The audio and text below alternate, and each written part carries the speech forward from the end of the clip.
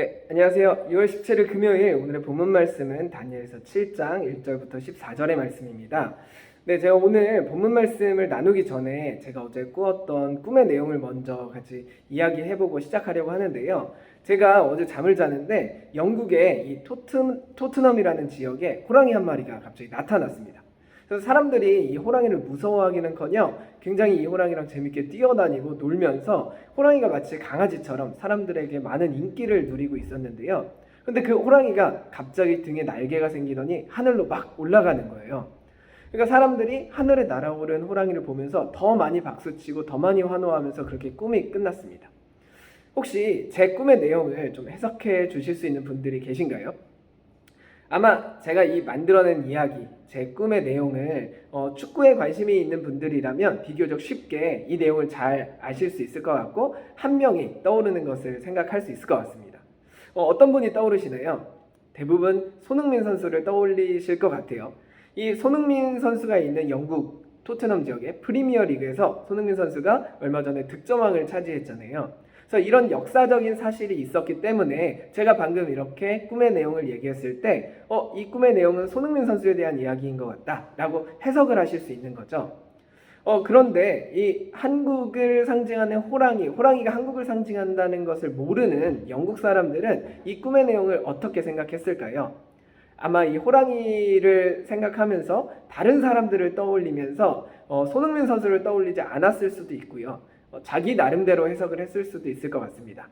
그러니까 이런 것처럼 어떤 상징이나 어떤 이런 환상 또 암호들은요, 그 역사적인 사실이 일어났다 하더라도 그 공동체 문화에서 비교적 같이 공유하고 있는 문화가 있을 때 제대로 해석이 될 수 있잖아요.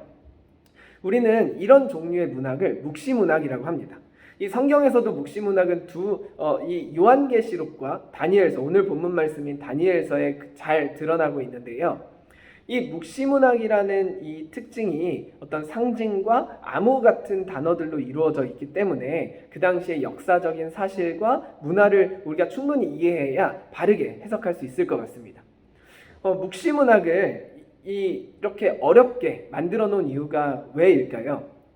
결국에 이 묵시문학이 말하고자 하는 내용이 굉장히 위험한 내용이었기 때문인데요. 이 묵시문학은요, 악한 세력이 현재 이 세상의 권세를 잡고 있는 이 집단이 굉장히 악한 세력이고, 이 악한 세력을 하나님께서 직접적으로 개입하시면서 다 멸망시키시고 하나님의 나라가 도래할 것이다를 이야기하는 것이 묵시문학이었거든요. 그러니까 악한 세력들, 지금 현재 권세를 잡고 있는 이 악한 세력들이 봤을 때는 이 묵시문학이라는 이 책은 굉장히 자신들의 정치적인 이 권력을 무너뜨릴 수 있는 위험한 내용이었던 걸로 사람들은 받아들였습니다. 요한계시록 같은 경우는 어떻게 사람들에게 해석됐을까요? 요한계시록을 처음 받아봤던 유대인들은요, 수천 년 이후에 세상이 이렇게 멸망할 것이다 라고 받아들인 게 아니라 당장 우리를 탄압하고 있는 저 로마 제국이 하나님께서 직접적으로 개입하시면서 곧 멸망할 것이다 라고 해석을 하는 거죠. 그래서 요한계시록에 나오는 상징들과 어떤 사건들을 보면 유대 사람들만 이해할 수 있도록 어떤 이런 아까 손흥민 선수와 한국에 있는 호랑이를 연결시킨 것처럼 유대 사람들만 이해할 수 있는 상징들로 그 당시 역사적인 사건들을 풀이해놨습니다. 그래서 이 묵시문학은 결국에 현재 권세를 잡고 있는 아무리 강한 나라, 득세하고 있는 나라라 할지라도 하나님께서 직접적으로 개입하실 거고 그 나라들이 추구하는 방향이 하나님께서 원하시는 방향이 아니기 때문에 곧 멸망할 것이다. 그러니까 우리는 희망을 가져야 한다. 이런 내용들을 주로 다루고 있거든요. 그래서 요한계시록 보시는 분들은 대부분 저도 그랬지만 나중에 세상이 멸망할 것에 대한 걱정을 하면서 요한계시록을 보는데 사실은 요한계시록은 걱정이 아니라 곧 있으면 우리가 해방할 거야, 곧 있으면 우리에게 꽃필 날이 올 거야, 봄날이 올 거야 라는 희망찬 이야기를 다루고 있는 것이 요한계시록입니다. 오늘 다니엘서도 마찬가지예요. 다니엘서도 이 묵시문학에서 그 당시에 있었던 역사적인 사건들을 가지고 이스라엘 사람들이 이해할 수 있도록 상징으로 이렇게 다루어지고 있는데요. 그 당시에 그래서 역사적인 사건을 좀 이해할 필요가 있을 것 같습니다. 그 당시에 그 바벨론이라는 나라가 굉장히 득세하고 있었던 상황이었거든요. 이제 바벨론이라는 나라가 굉장히 득세하니까 이집트에서 바벨론을 좀 막기 위해서 전쟁을 벌입니다. 근데 문제는 이집트가 졌어요. 그래서 바벨론이 훨씬 더 많이 득세하면서 이스라엘에서 8천 명의 포로를 끌고 갑니다. 그 포로 가운데 있었던 사람이 다니엘이었고요. 그 후에 또 포로로 끌려간 사람들이 에스겔 선지자, 이런 사람들이었습니다. 그러니까 바벨론이라는 나라가 굉장히 득세하다가 다른 지역에서 메대와 바사라는 연합군에 의해서 바벨론이 멸망하게 됩니다. 그 메대와 바사는 또 알렉산더 대왕이 등장하면서 전체가 다 통일이 되고요. 결국 알렉산더 대왕을 중심으로 헬라 제국이 만들어지게 되고, 알렉산더 대왕이 비교적 빨리 죽거든요. 알렉산더 대왕이 죽고 나서 자기 알렉산더 대왕 밑에 있던 4명의 장군으로 인해서 그 지역이 4개의 지역으로 쪼개지게 됩니다. 이런 역사적인 사건 안에서 오늘의 본문 말씀을 좀 해석해 보려고 하는데요. 오늘의 본문 말씀에는 4마리의 짐승이 등장합니다. 첫 번째 짐승은 이 독수리 날개가 달린 사자인데요. 이 독수리 날개가 달린 사자는 어디를 상징하는 거냐면 바벨론 제국을 상징합니다.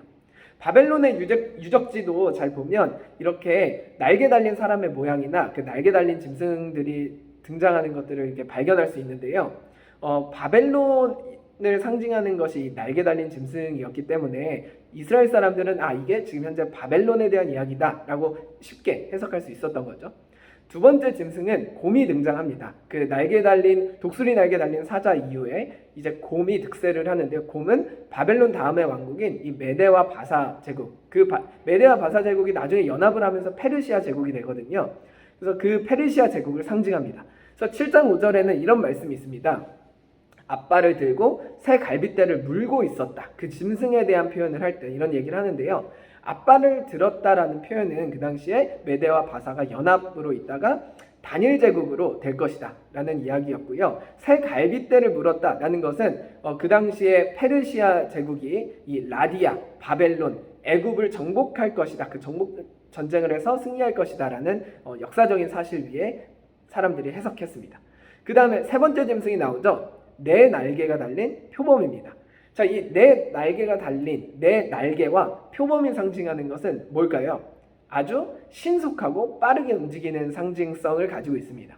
그래서 알렉산더 대왕의 헬라 제국을 상징하는데요. 알렉산더 대왕의 헬라 제국의 특징은 아주 신속하게 정복 전략, 침략 전쟁을 하면서 그 주변에 있는 나라들을 다 정복해가는 것이 큰 특징이었거든요. 그래서 알렉산더 대왕의 헬라 제국을 한마디로 표현하면 굉장히 빠른 침략자였습니다. 그래서 4날개가 달린 표범은 알렉산더 대왕을 상징하는 내용입니다.